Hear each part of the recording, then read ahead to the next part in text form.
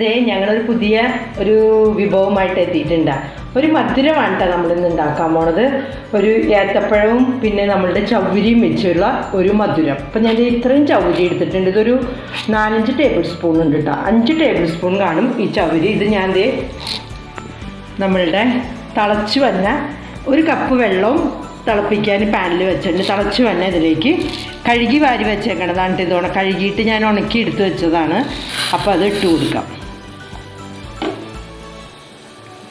ഏത്തപ്പഴം വെച്ച് മാത്രമായിട്ട് ഉണ്ടാക്കാൻ പറ്റും. ബാക്കി പഴങ്ങളൊന്നും വെച്ച് ഉണ്ടാക്കി അത്ര ടേസ്റ്റ് ഉണ്ടാവില്ല കേട്ടോ. പിന്നെ ഇത് നമ്മൾക്ക് ഒരു വിരുന്നുകാരൊക്കെ വരാണെങ്കിൽ അവർക്കൊരു സ്പെഷ്യൽ ചോറൊക്കെ കൊണ്ട് കഴിയുമ്പോൾ ഒരു മധുരമായിട്ട് കൊടുക്കുക, അല്ലെങ്കിൽ വെറുതെ ആയാലും കൊടുക്കാം. അത്രയ്ക്കും ടേസ്റ്റി കേട്ടോ അത്. അപ്പം ഞാനിതൊന്ന് അടിച്ചെടുത്തുകൊണ്ട് വരട്ടെ. ഇത് നമ്മളുടെ ആയി വരട്ടെ. നമ്മൾ ഈ ഏത്തപ്പഴം എന്ന് പറഞ്ഞു കഴിയുമ്പോൾ എപ്പോഴത്തേക്കും കട്ടി കൂടുതലുള്ളതുകൊണ്ടാണ് അതിങ്ങനെ ഉണ്ടാക്കുമ്പോൾ അത് ശരിയാവണേ. അതുപോലെ ഞാൻ എടുത്തിരിക്കുന്നത് ഒരു 2 ഏത്തപ്പഴം കേട്ടോ. ഒരു വലിയ 2 ഏത്തപ്പഴം. അതേപോലെ ഒരു 2 അച്ച് ശർക്കര. അത് ഞാൻ ഇവിടെ മെൽറ്റ് ചെയ്ത് നമ്മളുടെ ചവ്വരി എടുത്തോളം തന്നെ എടുത്തിട്ടുണ്ട്. ഒരു അര കപ്പ് കേട്ടോ. സെയിം അളവിൽ തന്നെ. അതുപോലെ ചവ്വരി ഇന്ന് പയ്യെ വെന്ത് വരാത്തിരി ടൈം എടുക്കും, കുഴപ്പമില്ല. പക്ഷെ നമുക്കിത് വേണമെങ്കിൽ കുക്കറിലും വേവിച്ചെടുക്കാം കേട്ടോ. അപ്പം ഞാനിപ്പോൾ ജസ്റ്റ് ഇങ്ങനെ ഇങ്ങോട്ട് ഉണ്ടാക്കിയെന്ന് കാണിക്കാൻ വേണ്ടി ചെയ്തെന്നുള്ളൂ.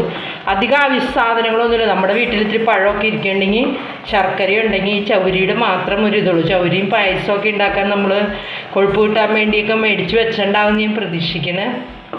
അപ്പോൾ നമുക്കിത് വളരെ ഈസി ആയിട്ട് ഉണ്ടാക്കാവുന്നുള്ളൂ. ആർക്കെങ്കിലുമൊക്കെ ഗസ്റ്റൊക്കെ വരുമ്പോൾ നമുക്കിത് അവർക്കൊക്കെ കൊടുക്കാൻ പറ്റിയൊരു മധുര പലഹാരം. അപ്പം മധുരമായിട്ടുള്ളൊരു സംഭവമാണ്.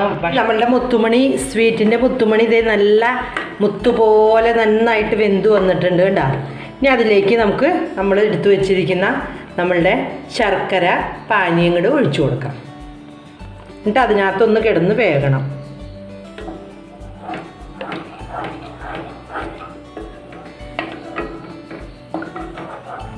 നമ്മുടെ മുത്തുമണിയൊക്കെ ഇതായിട്ടൊരു യോജിച്ച് ശർക്കരയൊക്കെ ആയിട്ട് നമുക്ക് നമ്മളുടെ പഴം അടിച്ചത് അങ്ങോട്ട് യോജിപ്പിച്ച് കൊടുക്കാം.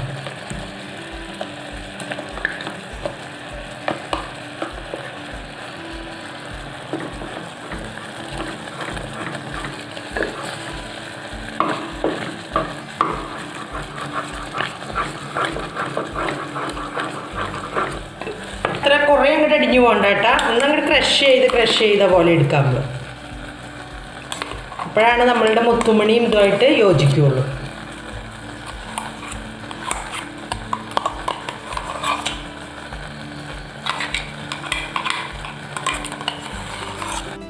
നമ്മുടെ മുത്തുമണി അങ്ങനെ റെഡിയായി വന്നേക്കണണ്ട. മുത്ത് പോലെ കിടക്കണണ്ട. അപ്പോൾ ഒരു പിഞ്ച് ഉപ്പ് കൂടി ഇട്ട് കൊടുക്കണം കേട്ടോ. അപ്പോൾ എല്ലാ മധുരമുള്ള സാധനങ്ങളൊക്കെ ഉണ്ടാക്കുമ്പോൾ നമ്മളത് ബാലൻസ് ചെയ്യാൻ വേണ്ടി ഒരു പിഞ്ച് ഉപ്പ്. എന്നിട്ട് നമുക്കൊന്നും കൂടി നമ്മുടെ മുത്തുമണീനെ യോജിപ്പിക്കാം. ഇതിപ്പോൾ ഇങ്ങനെ ഈ വെള്ളം ഇങ്ങനെ മുത്ത് പോലെ കിടക്കണ കാരണമാണ് ഞാൻ മുത്തുമണി എന്ന് പേരിട്ട്. നമുക്കിഷ്ടമുള്ള പേരിടാം. ഇത് എൻ്റെ ഒരു റെസിപ്പിയാണ്. ഞാൻ ഇങ്ങനെ ഇരുന്നപ്പോൾ ഇങ്ങനെ പഴം ഇരിക്കണ കണ്ടപ്പോൾ അങ്ങനെ ആലോചിച്ചപ്പോൾ അങ്ങനെ റെഡിയാക്കിയതാണ്. നിങ്ങളും അപ്പോൾ ഇതേപോലെ ഉണ്ടാക്കി നോക്കണേ. ഇതായി തുടങ്ങി.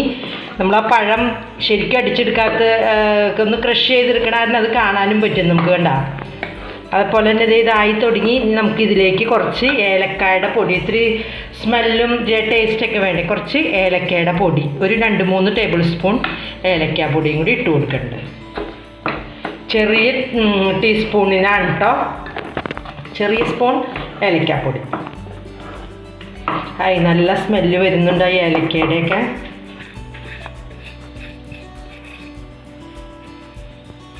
നമ്മളുടെ മുത്തുമണിയിലേക്ക് വേണ്ടിയിട്ട് ഞാൻ കുറച്ച് മുന്തിരിങ്ങയും കൂടി ഇതിനകത്തേക്ക് കാച്ചി ഒഴിക്കുന്നുണ്ട്.